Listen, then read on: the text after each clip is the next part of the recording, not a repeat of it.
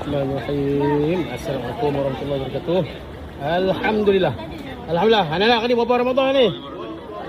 28. Malam berapa ni? Malam 29 Ramadan. Mudah-mudahan malam ni malam ganjil insya-Allah.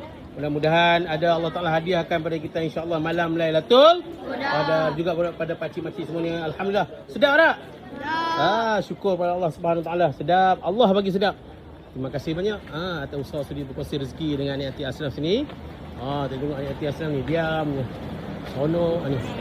Hari ni anak-anak Anik Ati Ashraf ni dapat makan nasi biryani, ada ayam masak merah,